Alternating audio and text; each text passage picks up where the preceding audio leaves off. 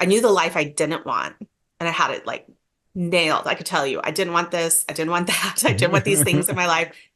And then I probably had just like I remember I had a moment where I was like, I don't have one thing that I set up that I do want that I'm working toward. I can just tell you this list. And I'm sure it was like a lot of, 20 years of thought process that got me to that stage that I thought was working for me. And so I really had to flip it. And then, and even now I have to intentionally think about it. So I don't keep saying those like, oh, I don't want that kind of drama in my life or that kind of stress, where I'm thinking actually, okay, what do you want? Because you need the replacement in there, not just fending everything off. So I definitely do. I think it crops up, and when it hits you, you can't unsee it.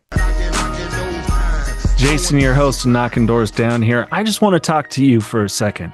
I just want to tell you, no matter what you're going through, I know there's some hard and confusing times, not only going on in our world, but often within inside us. And I just want you to know you're an amazing person. I appreciate you, and you are worthy of all the happiness and joy that you want in your life. Please keep being you. It's enough. Dr. Trina Clayeux, thank you so much for joining me on Knocking Doors Down. Thank you. Thank you for having me. You're welcome. Of course. It's my pleasure with the work you're doing. It's like, yeah, I have to talk to you. I did get the last name right. I better have, because I'm also French. So Really? Like yeah, French, Canadian, correct. French. Yeah, I would French just say, Canadian. oh Yeah, yeah, absolutely. LaChance. So, Yeah, you can't but get around that.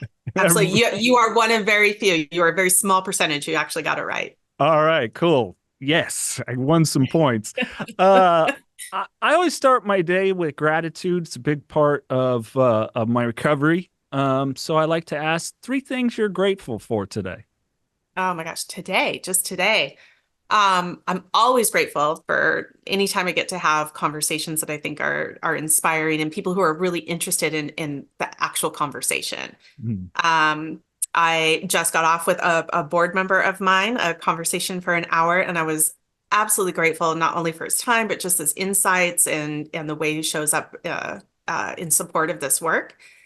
Um, I'm always grateful when it's nice outside, and it is here in Raleigh, North Carolina. But very warm right now. It's really warm. I'm not gonna lie. Yeah, I know. I think last night it was still like 80 at 9 o'clock here, and to me that's still miserable. So, Yep, yep. uh, Sun's out though. yes, we are blessed with that. Well, we're gonna do, really get into givenhour.org and I do want to talk a lot of facts around mental health. Obviously, with me in my recovery, I was able to identify some of those co-occurring disorders. But I'd really like to know more about, your story. Why is this so personal to you and that you got into this type of work? Yeah. Well, I mean, I would say that my entire professional career has definitely been in some form or fashion of where mental health had, Mm. it plays a huge role in everything, right? But that it has always been the piece that has been the most misaligned when you think of like supports and services and, kind of those traditional programmatic aspects. And so I've been in like workforce development, I've worked in the corrections system, I've worked in education, affordable housing. My gosh, I can keep going. And all of those have these components. And, even God, back 30 years, I mean, we didn't have enough therapists. We didn't have a lot of therapists who've been kind of more classically, they were classically trained, but not trained in a lot of the populations that I was working in. Mm. And then there were just so many barriers to getting people good quality mental health care that was really practical. And I think that that's one of the things that really intrigued me when it came to Given Hour was that we had the opportunity to make things really accessible to people and make it reflective of what their actual wants and needs are. And so I think on the professional side, it was such a lockstep to be able to make really significant change in people's lives, because Mm. if you listen to them, they'll tell you what they want and need. And if you actually curate and give them what they want and need, then they can use those tools in their life. And then I think, personally, I mean, we're all been impacted by mental health at some point in different levels, I guess, different levels Mhm. at our, throughout our life. And I grew up in a family where alcohol was used and overused, and I Mm. would say probably used. And, parents who for all the right intentions, but also didn't have a lot of, really good coping skills.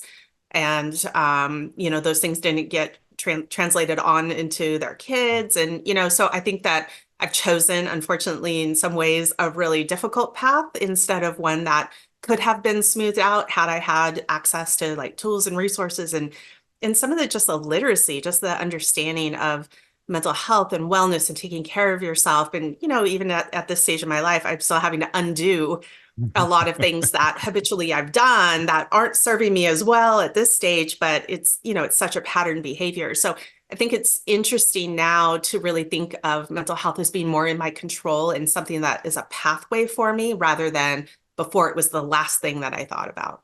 Yeah. Well, and you said something so valuable there, the word control. And I think, and I know for me, especially when I was active in my addiction, that wasn't something that I had.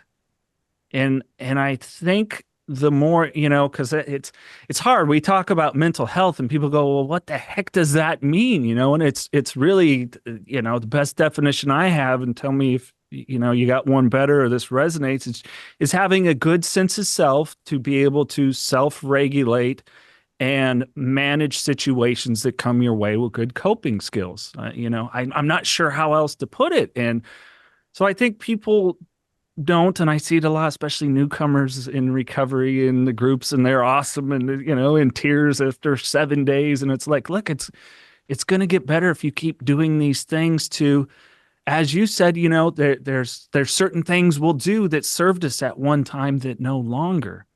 And I think the more we can help people understand you can take control of these things, the better we're going to help them get results for a prosperous life. I mean, I, I couldn't agree more. And I think that the simplicity of like what you're saying, what is mental health, I think helps interrupt this really large conversation about mental health. It's almost gotten distorted where Mhm. it's just like, what are we even talking about? And we're all using it in different ways. And so I think one is getting really specific. And I love just like very simplistic. Like it's really just how are you showing up day to day and how are those coping skills and how can you regulate your behaviors and your moods and your thoughts but it's such a practice, and I really do think it's gotten lost in that the simplicity Mhm. of it is I think mental health is a practice. It's taking and doing something consistently. It's no different than your physical health when you think of a practice. You're not going to get physically in better shape or more conditioned doing it once, going out for a 5 mile run, and then you're like, I've done it.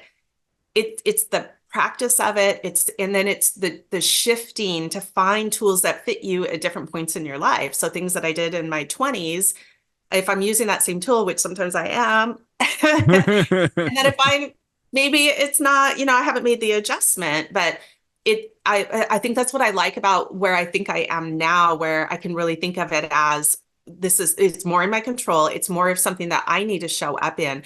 And if it's not working, then I need to like try something different. Where before it would be like, well, it's not working, so I'm just not, I'm done. Like I'm not going to do that anymore. So I think some of it's maturity, some of it's insight. But I think at the end of the day, there's a simplicity to it that we're making really complicated. Not discounting, of course, that there's some really complicated things out there, Yeah. but it's the consistency of the practice. Yeah, I think it's simple, not easy, right? Yeah. Oh, that's a Yeah. great way. Yeah. And you're right. I mean, with everything, my rituals and routines that I've developed through my recovery, they're vital. They're musts. It's like, oh, I don't want to lose my teeth at 45. Okay, well, I better brush my teeth at least twice a day. And I think there is oftentimes that misconception or the not sticking with it. I'll hear things like, yeah, I tried therapy, it didn't work.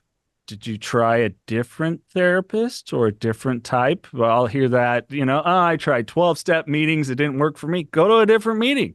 Try something different. Or my sponsor doesn't work. Get a different sponsor.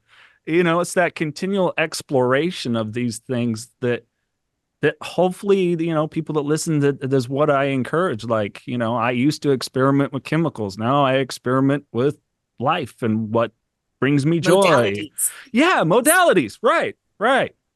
Yeah, yeah. And I don't know why in some respects we've gotten like really concrete about it, where it's just like I tried therapy, it didn't work, I'm not doing it again. And we're not introducing the idea that maybe that wasn't the right fit for you, or there was some other exploration, or maybe it isn't therapy you're looking for. Maybe there's, it's more of like a peer support, or there's some self-directed learning, or it's a combination. But I think of it now too as like you're building your board of directors around yourself, right? And so Mm. you're building the supports that you need. And I truly believe that people know to some form or fashion, you know what you need. Maybe not the real specifics, but certain like when you were in your addiction the way that you were, you knew what you needed. Doesn't mean it was easy, like you said, but it wasn't someone else didn't have the answers for you what that was. So I think of it now as like, is it that I need, is it that I need clinical care, clinical support to help me with this like one piece of my life that I'm just coming up, kind of beating my head against a wall?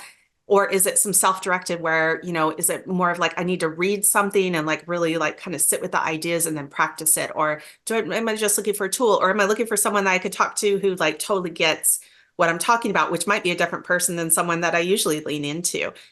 And so now I'm thinking of it as more of crafting. I'm like Mm. crafting this world around me. And 5 months from now or 5 years from now, I might need to craft it differently. And I think before I thought of it as pretty concrete, like here's my people, here's my world, this is what I'm doing. And then if it's not working, then it doesn't work rather than I can adjust, try Yeah. something else. Well, and people, you mentioned it a couple times, and they're such a huge vital part of it. And who are those? We're all the main character in our story, and who are the other important players in there is such a huge part of it. And I was joking with an amazing lady a couple episodes back, and I just went, yeah, when I changed my life and I was loud about it, certain people just did me a favor and went away, and through the exploration, different people have come in, be it therapists or pastors or church group or recovery group or whatever it is. And so I that really resonates with me when it's how you were mentioning about that exploration that we get to go down and really embrace it, like being fired up about it. Yeah, absolutely. Isn't it amazing though when you opened yourself up in different spaces that people stepped in? I mean, Yeah. sometimes you got to grab people and pull them in, but I always think that's so interesting when you're in a different frame, you have more abundance to Mm, give. And then you also are receiving people or situations that maybe you would have said no to or would have been just kind of energetically closed off to. And then all of a sudden you shift and everything else shifts. yeah. Do you have any situations for you, or maybe that's come into play in life? Oh, absolutely. I mean, I think anytime I think if you're paying attention on your journey, then you're constantly looking for those things. Mm, And I think, but you're also thinking about, I think, and it's like a relationship. You're looking for what adds value to you in your life, but you're also trying to figure out how do you add value to other people and their life. And sometimes that means that it's aligned. Other times you're putting out effort that you wouldn't normally kind of tap into. And so I think that, you're trying to figure out like who are those people around you that you're wanting to invest in? What are those things that are around you that really do bring you peace? And then what are the things that you're doing that you just habitually have done, but you haven't questioned for a long time? And I think that, mm. I think like prior to my 40s, my early 40s, I had this like thing where I was like, I knew the life I didn't want. And I had it like nailed. I could tell you, I didn't want this. I didn't want that. I didn't want these things in my life. And then I probably had just like I remember I had a moment where I was like, I don't have one thing that I set up that I do want that I'm working toward. I can just tell you this list. And I'm sure it was like a lot of, 20 years of thought process that got me to that stage that I thought was working for me.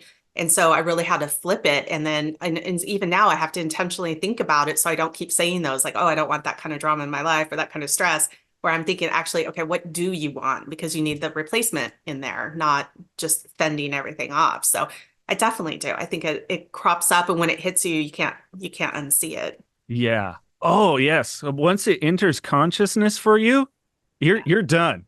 You're you're done. SOL. Like you can't turn back. You cannot, nor should you, but I think it's shocking. Like I hadn't know. like real introspection about that's what I had done because I just had it tight, right? I was kind of white knuckling that part of it. And then once I realized like, wow, this is of zero benefit to me. Why would I have done this? You know, Mhm. you can explore like all the tens of thousand reasons why you think you did it. It doesn't matter. You need to undo it. And I think that now because it's in my consciousness, now I have to, and sometimes again, I fall back, but I have to really think about it and be intentional about what am I adding to it and what am I going toward rather than what don't I want. Yeah, it's the really solid principles of reverse engineering a situation and an outcome. Yeah. And it goes back to what you said, like the control, right? Mm. You're in, and it's control. It is like in a level of empowerment that this isn't something that's just happening. Mental health isn't just happening to you, that you do have the ability to set intention around it. It doesn't mean it's going to be perfect or every day is going to, be sunshine and roses. It just means that you're setting out the experiences and then you're able to respond to the things that are maybe less predictable or things that you didn't intend for, but that you have the tools and the kind of regulation to be able to be okay with those things and then Mhm. try to figure out how to either overcome or go around or accept like what is your next step. And I think that again those are things that can be taught, but people have to be in a position to want to receive or want that kind of information in their life, and it comes at different times. Yeah. Oh goodness, yes, it does.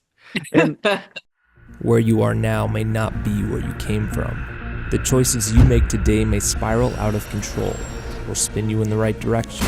Discover a riveting, true story of how Carlos Vieira nearly destroyed his life and lived to tell about it. Stand up, stand firm, believe, make it happen, and live through the madness. Knocking doors down along the way. And don't miss others telling their powerful stories on our podcast. Visit kddmediacompany.com. when you talk about the receiving part, for me, I know that was a huge part of things moving into my consciousness. Because once you become aware of those certain things, and it doesn't mean that a behavior or a thought process will change right away, but like once the recognition is there, and you know that, oh, this is an internal thing that is dragging me down, and thus that internal thing also keeps me in and around others that are not adding positive value. It's the digging out work that has to, I think, happen for a good level of mental health, good prosperity.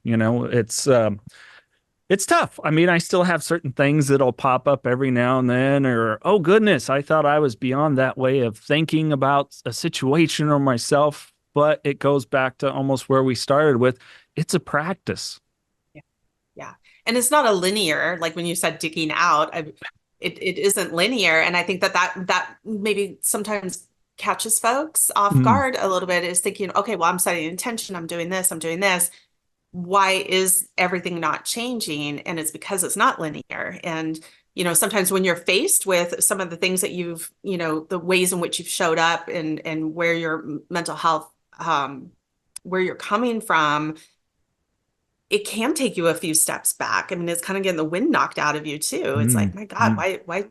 why am I doing that? Why did I do that? And then sometimes you just have to press and say what it is you want to do. And other times you're digging out or you're exploring like some past patterns about, how you got here in the first place. But I think that again, that's why surrounding yourself with, people who bring different things into your life, it also puts a mirror up for you to explore yourself differently and see yourself differently. And that digging out is nonlinear. It's up, it's down, it's 10 steps back, one step forward, but you get into that consistency where you're okay with that, with you understand that this is the process. And I do liken it to the physical health. Sometimes you get on the scale and like you thought you did all the things, and the scale is just a data point. Like Mm. it doesn't have to be an emotional connection to that data point. It's just one to let you know to pay attention. And I feel like a lot with the mental health is like just pay attention to why this is taking me a few steps back or this is knocking the wind out of me, and then what can I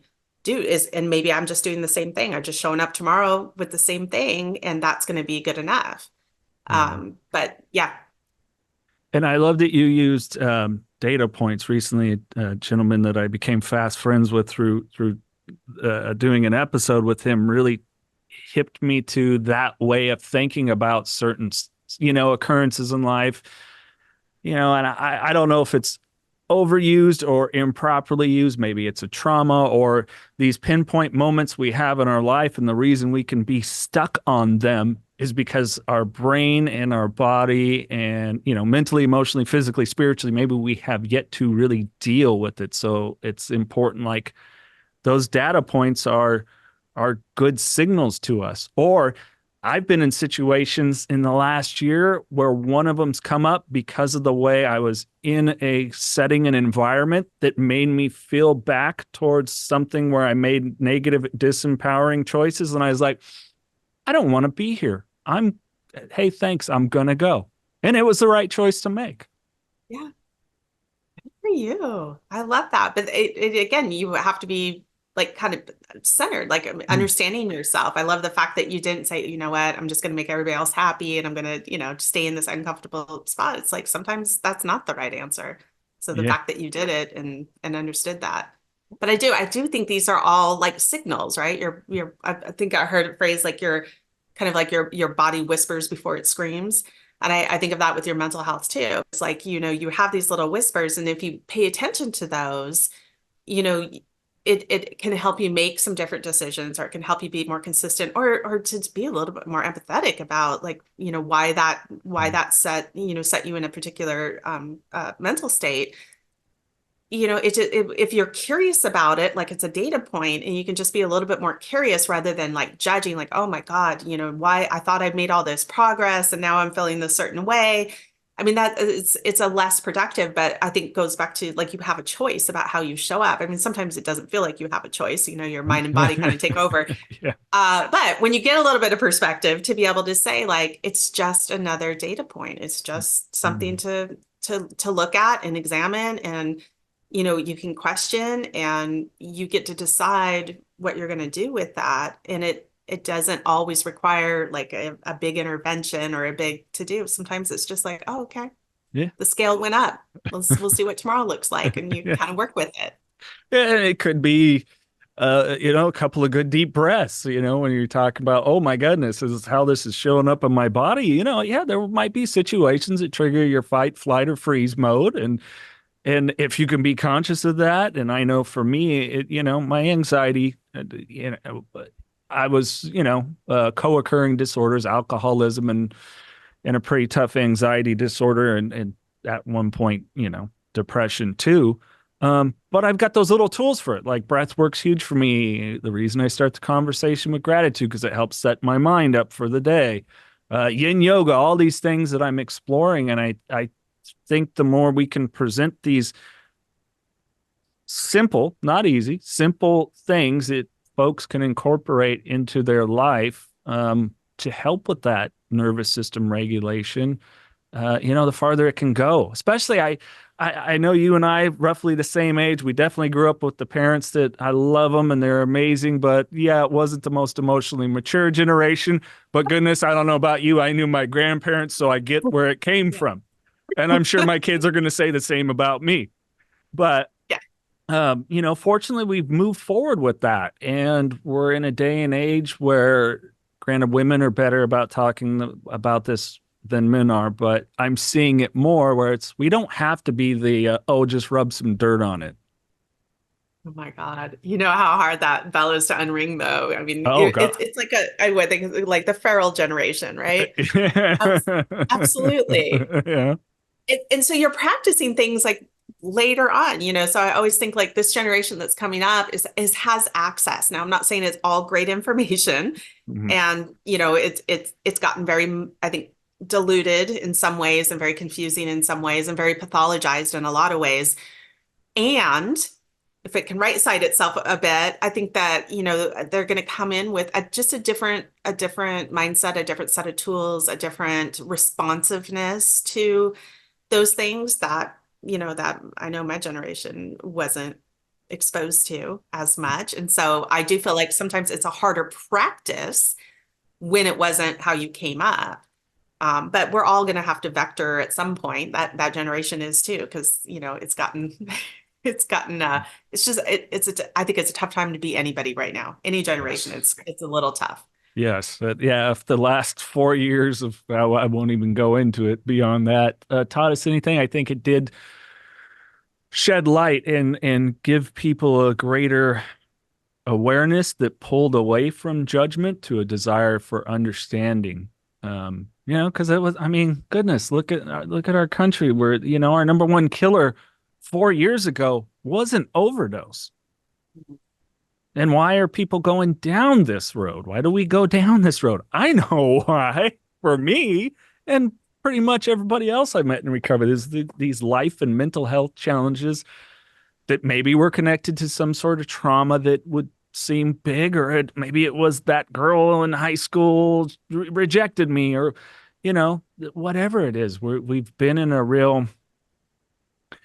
weird way, scary time, but I think on the precipice of an exciting time too. My gosh, I absolutely agree. And I think I mean, we need that too. We need people like you who say that, Mm. acknowledge that this is scary, but I also think it opens up tremendous opportunity that we didn't have even 5 years ago, talking about mental health, talking about well-being, talking about these practices, intentionality and gratitude. I mean, it has opened up the possibilities for this to be more of a healing and for more people, I think, to be involved, where before it was like, oh, addiction, that's those folks. Hmm. And mental health, that's those folks. And I think that a bit of what it did was it kind of leveled that field to say, oh, wow, it's us folks. It's all of us and differently, right? And if we don't find a way for people to feel like this is also their problem or their issue or their challenge, it's also your opportunity to learn more and to do more and to lean in more and connect more with folks. And I do feel like that's where we're at. We're at a place where we're almost like relearning how to connect in a really intentional way that has a reciprocating effect for both of us, rather Hmm. than my connect is I'm going to send you a text and now I connected. Now maybe I'm going to take that extra step and I'm going to really, ask more pressing questions, or I'm going to do a little, gentle push in and really ask you how you are. Um, and because it seems like so fast and furious, I mean, that's what people are talking about, right? Is it's the state of loneliness, but we have so much access to people. I don't know that it's as much as the physical loneliness, but the lack of connection. And so I do think there's a really cool opportunity here that you can't solve through clinicians only. You're going to Hmm. be having to solve from neighbors and community and, really putting out that intention to have a human connection with someone. Absolutely. And I do want to put a pin in that real quick because I want to get into given hour and how exactly what you're saying that plays into it. But I know you do work with something, a community that's near and dear to my heart. And I will say it, I think it's a shame. They are incredibly underserviced and under honored, but you've done a lot around the military communities. Would you speak on that and why that is personal to you? Yeah. Well, absolutely. I mean, we were founded in 2005, so we've coming up on our 20th year. And it was in direct response to 9/11. And we were founded by a psychologist, Barbara Van Dalen. And, what I think was just so incredible is she saw around the corner that there was this war happening, and the conversation, I think it's more like the discourse wasn't happening around mental health. And in 2005, I mean, nobody was talking about mental health. And the system, if you want to call it that, but any of the mental health system just wasn't ready for it. It wasn't prepared for it. It wasn't sourced for it. And we're obviously seeing the effects of so many of those things. But her vision then was to form a national mental health organization that had clinicians who would give an hour of their clinical care to this population. It was veterans, military members, and their loved ones. And again, I think that's so forward thinking, is that we understand that none of these things, mental health, addiction, like any of this, is done in isolation, is Mhm. done in a family, in a community. I mean, it is the person, but it's everybody who's surrounding them is impacted. And so we have and still have this tremendous network of volunteer mental health professionals who give an hour. of time to this population, but we also understood that this is a model that matters to other people, and people, especially folks who need, I mean, we all need individualized care. We all need to know that somebody understands, and is trying to understand what we've been through.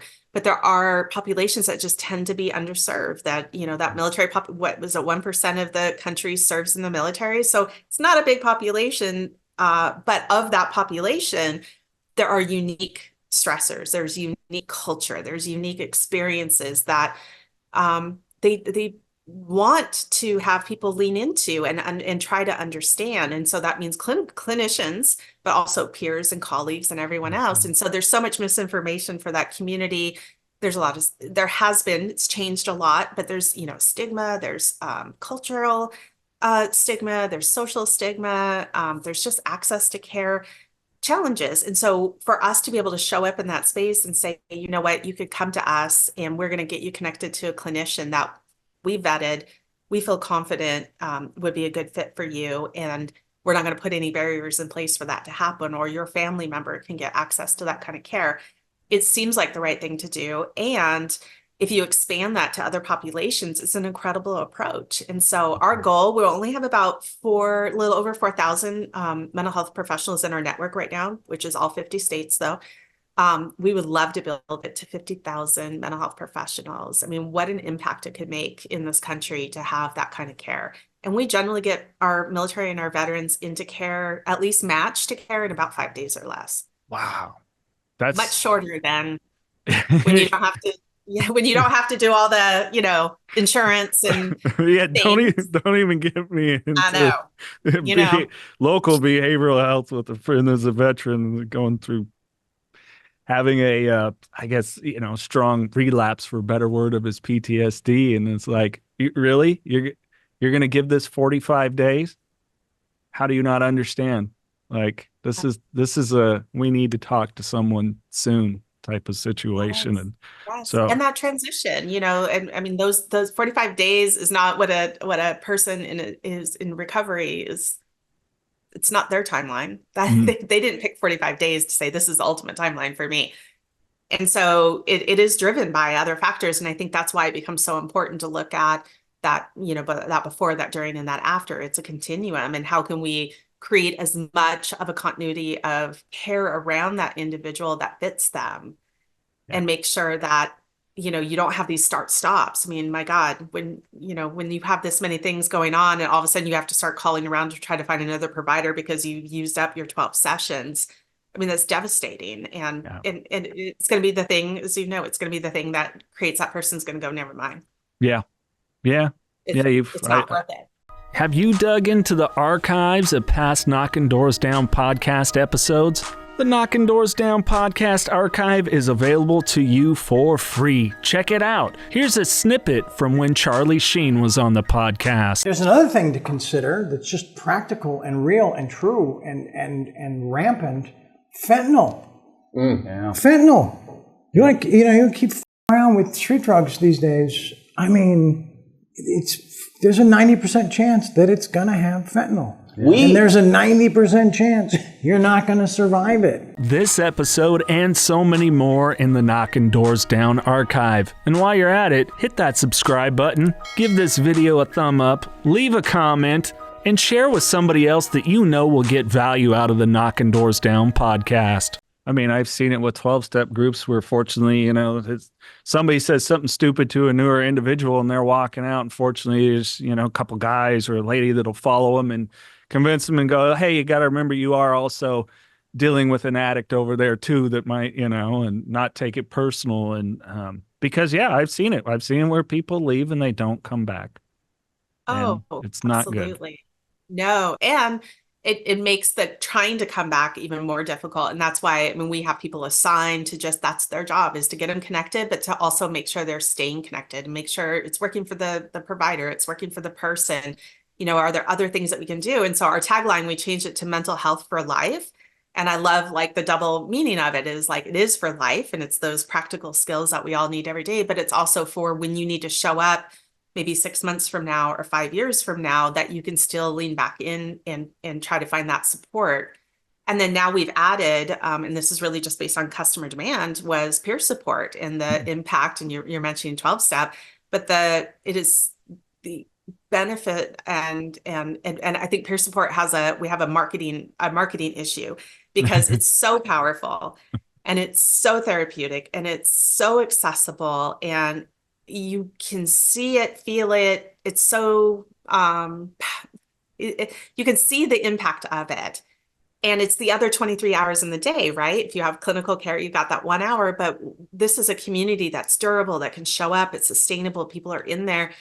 And I think it just has a marketing issue. It has a marketing problem because people are like, oh, peer support, that sounds adorable. And it's like, no, you don't understand. Like, it's so powerful. But we offer peer groups. So we have peer groups for our military, for our active duty, our family members, but we do for other. And so we've really, our work is in human-made trauma. And so with addiction, we do some work in the opioid crisis, but mass violence, interpersonal violence, crime and violence.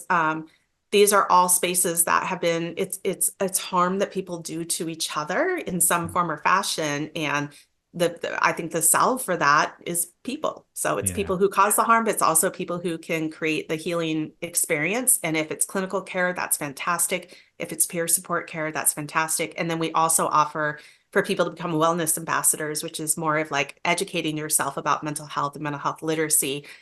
As a friend, a colleague, an ally, maybe you don't have a lived experience with it, but you want to be able to help people in your community or at your school or at your work. You just want to know more. And so we have that as an option as well. Oh, that's wonderful. And choose your own adventure. Choose your own. I like it. The younger people watching this are going, what are you talking about? I know. But we know what that meant. There were the really great books at the book fair that you always went and looked for first. That's fantastic. Yes. But yes, but I think it helps to really think about that is that people are consumers of mental health. And so if you kind of just try to push everybody into like there's one slot, it's clinical care, you're not taking into account everybody's experience and their history and their, kind of the social fabric of that. But if you say, there's this option and explain it, and then there's this option of a community of people who've had a similar experience, and this option of, it's something where you could just know more so you could show up. And I think it's sharing this responsibility that if we're going to address a mental health crisis, it requires all of us to play a role in it. It can't just be this group of people and they're going to solve it on the, we can't solve on the backs of therapists and on the backs of people with lived experience. It's got to be, it has to be a movement that people really want to be invested in. Yeah, agreed. I wasn't aware till I was watching an awesome YouTube video on YouTube that you were in, and you were talking about, give an hour and the alarming statistic for every one therapist, there's 350 people wanting their services. It's like, okay, in a week you got only so many hours, and I just know from doing this podcast sometimes with heavy stories to the nonprofit that I work at called Parents and Addicts in Need, that some of these things like, oh my goodness, yeah, because a therapist can't do these 12-hour days to try to meet everyone because they have to maintain their own mental wellness too, and that's just an alarming statistic to me. One therapist for every 350 people. Yeah. If you just look at the United States, almost half of the United States is in a mental health professional workplace shortage. Mm-hmm. So you may think of like rural health care, but that's half the country doesn't have access to mental health. And then, the 350, if you look at I just look at Phoenix Metro, it was one for every 660.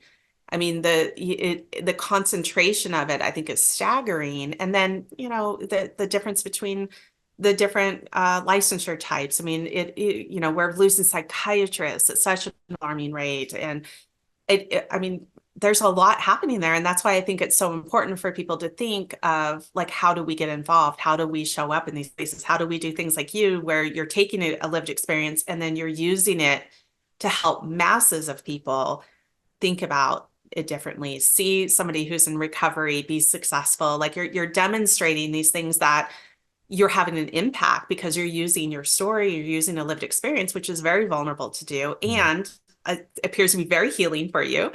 But then you're using it to heal other people. And if we have that, that's how you build the momentum. That's how you get the multiplier effect. We cannot just produce enough therapists. You just can't. And you shouldn't.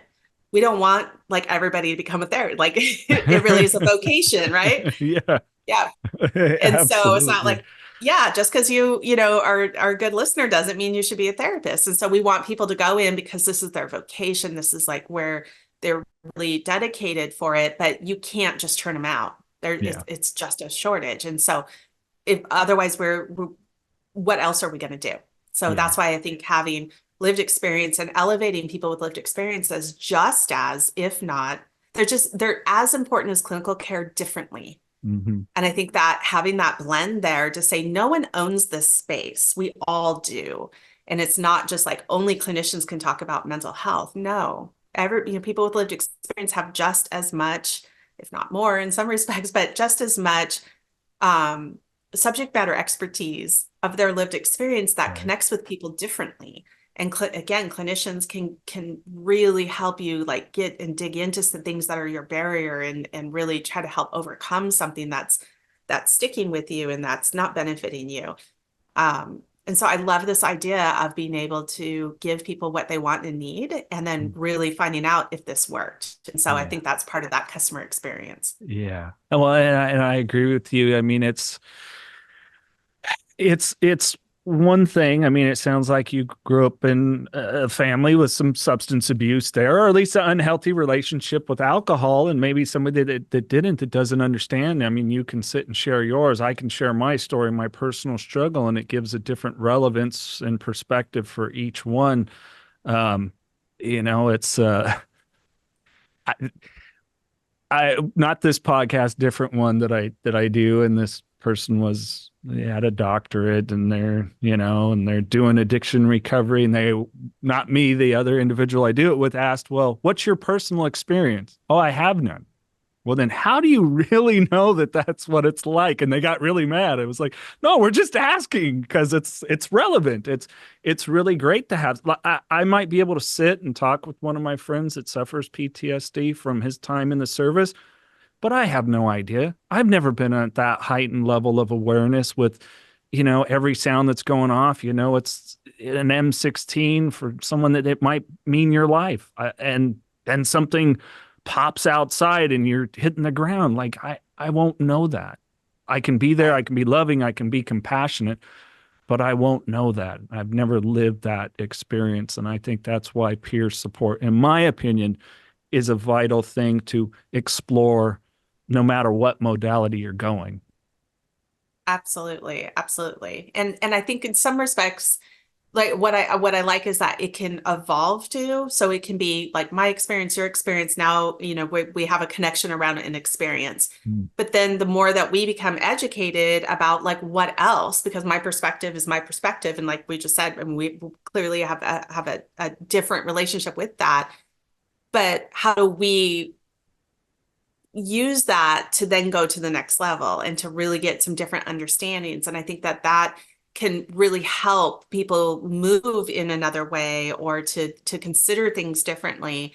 And I think that's part of what we've tried to do with peer supporters as we do some of the training around it is just how do you use your story, but it's not the only story, but Mm. you're creating a way of connecting with folks, because most of us, I mean, we want to know that nothing, that this is normal, like normal, whatever our normal is, that other people have felt this way, that you're not going to reject me because I told you something, kind of that I think is really vulnerable, but you think is pretty, this is like pretty tame.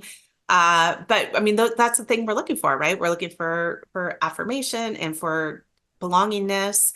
And those are things that we all can do. And then also, how do we use those lived experiences not to take over someone else's, but to add it as a connection to someone so that they do feel like, oh, okay, I can share that, or I can Yeah. open up, or maybe it's just that I felt the affirmation, but I'm not going to say anything more, but that was enough for me to feel like this is a place for me to be. And I feel like we're in some respects have missed the opportunities that people give you when they Mm. share Mm. to connect rather than to solve or to compare or to to like accelerate it, but rather of like, I could just be in this and use this as that person kind of made a bid to me. And then in turn, I'm going to use it as a connection point to them. And I think that's part of what peer support is. You're trying to, help people not to overtake or to solve problems, but rather, make sure that person feels connected to. Yeah, very much why a lot of the 12-step principle groups is no crosstalk, is you give someone a I space to love really put it out. It's their time to be premiering in the movie theater is kind of the way I think, because it is. I mean, why do we watch television or stories? Because it emotionally drives us in one way, or it resonates with us, or helps with healing, and so on. And yeah, I think it's important to get that stuff out, because what sits in here and doesn't get out, it's like having, you ever buy like a really good, like amazing set of strawberries, right? And you're like, oh, this is the best. And then you open it and you see that one in the middle was starting to rot and now it's it. spread. And for Yep. me, not getting the BS that was dancing around in there, especially the stories I told myself about myself, connected to the things that happened to me, and then, having a very vivid imagination, especially as a child, but memory and imagination are very close in the brain. I needed to get those things out to just like throwing out that bad strawberry so that the rest were good. And there it was. And it's the first time I've ever used that analogy. Hopefully that worked pretty good Fun. and illustrated Yeah. for people. But it was Yeah. very important for me. It's very vital. Still is. Absolutely. So if you could work on that marketing aspect of it, would be hugely beneficial, because I do think that peer support is so misunderstood, or so there's not just a lot of insights into like how powerful it is. And again, you can look at the research. Research will say that it's incredibly powerful. Your personal experience with it, but I really do. I think it needs like a good brand marketing makeover. All right. We'll keep in touch. I'll work on it. Uh, uh, if people really want to get involved with Give an Hour, not only as maybe a client, but being a part of the organization, contributing in some way, what's the best way they can go about it? Absolutely. So givenhour.org, and then everything's kind of right there on that landing page. But the different ways of being involved. I mean, certainly, we always invite clinicians who want to become part of the network. We pour into our clinicians, so they are a customer of ours as well. So we do continuing education credits. We run peer support groups. We have a wonderful Andrea, takes care of our providers and really curates what they are wanting. So we ask them what they want and need, and then we give back to them what they say they want and need. Uh, and so, and it's a great place to also to network with other people across the country that maybe you don't have as much access to. So you can come as a clinician, peer supporters. So we do run peer support groups, but we're always looking for people who want to be paired as a peer supporter as well. So that one-to-one connection. So we do a training. We have an online training for peer supports, and then we have a community, and we continue to put tools, because that's what I said. I think that's the practice, right? But put tools out to this community, that people that have already been sourced. We've heard from people about what their wants and needs are, and we create these materials that people can really engage with, and we make them, simple but not easy. Mm. Um, and really try to foster a connection in that peer community, because it's so powerful. And then, or you can become a wellness ambassador, which again is just a way of elevating that mental health literacy, getting access to those trainings, access to the tools and resources, but access to the community as well. And then, we have sponsorships and donors. And I think some of the most interesting things are having people get involved in sponsoring like a peer support group, or sponsoring a training for active duty members. I mean, these are such really beneficial ways that people can show up. And if they're maybe not wanting to get involved, from a time commitment, but really want to see something maximized with like, how do I invest in something that matters? We're doing work that's at that ground level. And so I think that's where all the great things happen, is in community, and where you can see somebody and you can hear about the change and the impact. And that's what we're doing. We're in communities. listening to their needs and saying, yeah, we understand the system isn't built necessarily for you, but we can do that. And it's a way that we can show up for folks to make sure they have access to the kind of care that will benefit their lives. Oh, I love it. I'm grateful that you and the team and everybody's out there. It's needed, and I think, like I said, we're on the precipice. I don't know if I'm a glass half full guy or what it is, but I see shifts coming, and I'm really encouraged by it. So I'm glad that Give an Hour is out there. And again, the website giveanhour.org, and that link is in the description for anybody that wants to inquire further. I appreciate it. And I appreciate you, taking on some of those narratives and like really pushing it, because you're right. We're at that time where we can make a huge shift as people and as a country. And so having people like you, keep putting that out and challenging folks to get involved is going to be critically important. Yes, absolutely. All right. Are you ready for fun random questions? Oh my Lord, I am. How fun and how random. I mean, hey, they're random to me, I guess. If you could have one superpower, what would it be and why? Oh my God, invisible. Oh, for sure. Really? Not that I haven't thought about that. Yeah, I would be invisible. Oh my Why? gosh. I know, because I think I want to hear what's really going on. So I think there's a little Oh, FOMO there, but it's really, yeah, I want to know what's actually happening that changes when you're in the room. Yeah. see, two that freak me out is the mind reading and the invisible. No, I don't want to know. Like a big Feels thing. kind of ghosty. Yeah. Yeah, well, if you know people in recovery, eventually we get to an understanding or a thing that's helpful of other people's opinions of me is none of my business. And that has been huge for me. Like, I don't want to know. So I to love me, a little that. too scary. That's why it's going to be mine, not That's yours. why it's going to be yours. All right. What is something people might be surprised to learn about you? Maybe an interest or a hobby? Um, well, I can think of a super easy one. It's not interesting about me, but I have never had Chick-fil-A in my life. Chick-fil-A is a thing here in the South, which I did not know. But a hobby or an interest. Well, I would say up until some recent injuries, I've done Ironmans. Really? Yeah, yeah, and really, I loved the community. So, not sure I can get back into it, but while I was in it, it was, oh my God, it was community. It's the Yeah. peers, right? Yeah, it was a lot of fun. Where did that come from? Were you an athlete growing up and always? Yeah, I every year since the time I was 20, I used to learn a new sport. It's been the whole year just dedicated to a sport. And so one of the years was, well, I did bike riding and did mountain biking, and then I did running. And then I thought, well, I wonder if I should do these all together. But I didn't know how to swim and literally terrified of the water. And so I had to learn how to swim, which was not pretty at all. It was really rough. But I did my first marathon in the Ironman. I'd never done a marathon before. So I did, yeah, and I had to swim. Nobody was happier than me to get out of that water, I promise. That's gnarly. Hey, you Nobody. you are in Raleigh, North Carolina. That's kind of like motorsports haven of America. So why don't you try go-kart racing in your I next one? know. I know. Something that doesn't involve running anymore, apparently. Right? But yeah. Yeah, and that's just from a big motorsports fan. I grew up Yeah. in a family of it. So, um, let's see. What's the best and worst advice you ever received? My gosh. Best advice.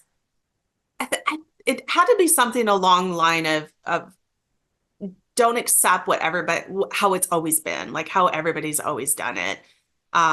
Because a lot of times you're taking some risk and you're doing some experimenting, and it doesn't always seem like what's going on in the rest of the industry or, that you're in.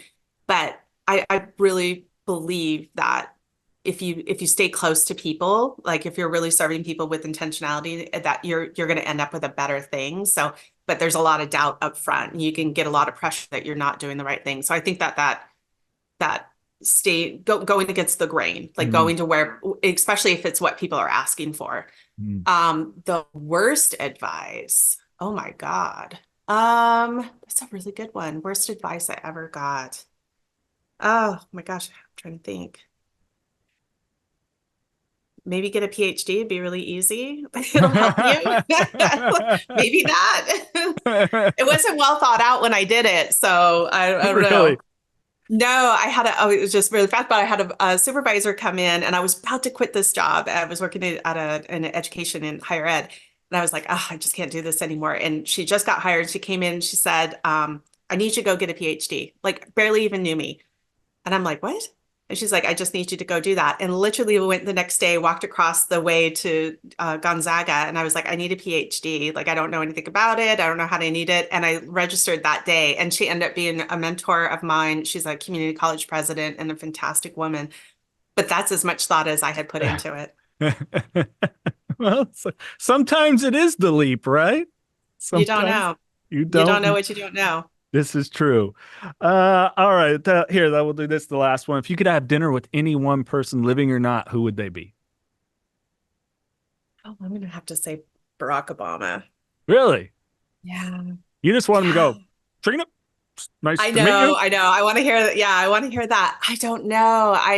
There's just so much there's so much to unpack there, and it's not just, it wasn't just the president. It's so much to unpack with like community organizing and doing things that were super unpopular and that people weren't behind. And I don't know. There's like a tenacity there and a confidence that like something inside you that's telling you that this is bigger than you, that you have to do this thing. And I think that community work has got to be some of the hardest fought work. So I think there's something there. I feel like there's so much more that I could know or learn or understand from that. Sure, absolutely. This is where I like to give you the floor. Anything that you would want to lend to anyone that's maybe struggling or they have a loved one that is, and Yeah, yeah. I think there's always the traditional, like reach out and do that, but I think reach in. I think, we have to remember that we have the ability to really show up in people's lives and don't have to always, make the meeting and make an appointment before we talk to them and send a text ahead of time if it's okay. Like you really need that gentle persistence in people's lives, and you you really don't understand that that's what folks need. They need that connection, and whether they're struggling or not, it's just an essential part of like who we are. We are social creatures. We're meant to do those things. And so I think the more that we can make that a priority, along with all the other priorities that we're doing, but make it a priority to like reach into someone. I think we underestimate the value of that in people's lives. absolutely. I couldn't agree more. The organization is Given Hour, the website givenhour.org. Dr. Trina Clayeux, thank you so much for your time. This has been a pleasure. Thank you. I really appreciate you. Thank you. Absolutely. On that note, remember no outside solutions to inside problems and keep knocking doors down. Knock, knock.